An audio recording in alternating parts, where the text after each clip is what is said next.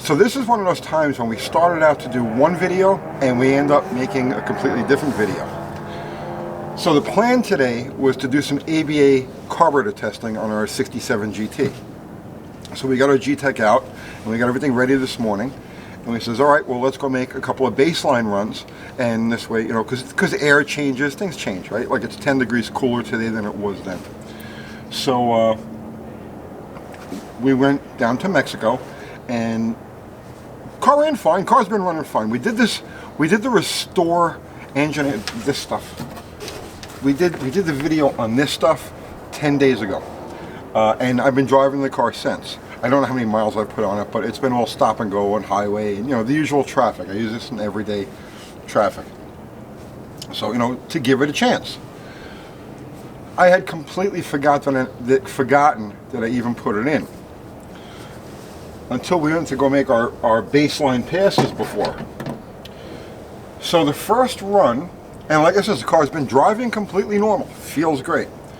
The first run, car left okay, as it usually does. It really has no power downstairs. As I started to get to the top of first, it didn't quite feel right. Second gear, it didn't quite feel right. High gear, it definitely started to feel lazy.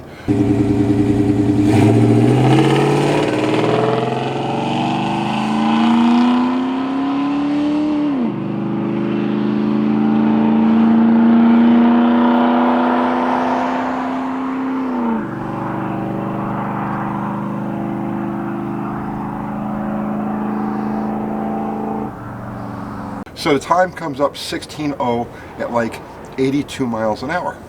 It's like it was 2/10 and 6 miles an hour. That's a lot. I mean, that's a lot. And the car didn't feel. Well, maybe it was a fluke. So I drive the car back around to where our starting line is, and I noticed as I was getting to the end of that run that I could smell oil smoke in the car, which is something I remember. I've been driving this car, I don't know,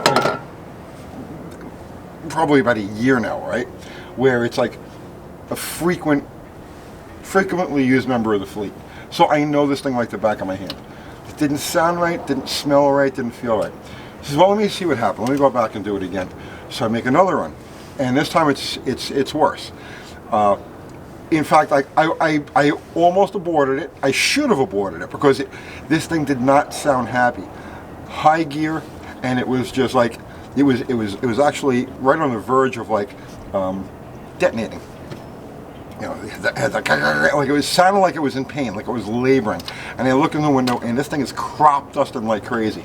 But I wanted to see the numbers, so I drove it the full quarter, and it come up 16:12 at 82 miles an hour. So now we've lost 4/10 and 6 miles an hour, and it's crop dusting, right? The only thing I've done to this car that would affect that, the amount of oil that it burns and that characteristic, is this stuff right here. Now, let me go over some, because I read the comments on that last video, and there were some of you guys were like, it's not going to fix it because it's the valve seals and the valve guides. No, the valve seals and the valve guides are okay. I'm not saying they're like new, but they're okay. The engine does not smoke at idle. It doesn't smoke at high vacuum situations when you'll notice guides and seals. It only smokes at high RPM and only under load, only if it's being forced. It's definitely a ring issue. You know, the motor is wore out. It's got, I couldn't tell you how many hundreds of thousands of miles on it. Runs good, but it's wore out.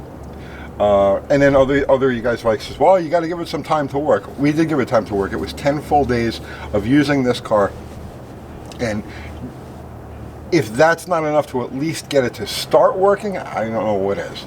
Now, I know that a lot of you guys wrote in saying that you've had success with it, and I don't doubt you. I'm sure that in some circumstances, in some engines or some applications, some type of wear, whatever it happens to be, this stuff works. You know, so I'm not knocking the product. I'm not saying, oh, across the board this is junk. So don't read it that way. I'm not saying it that way.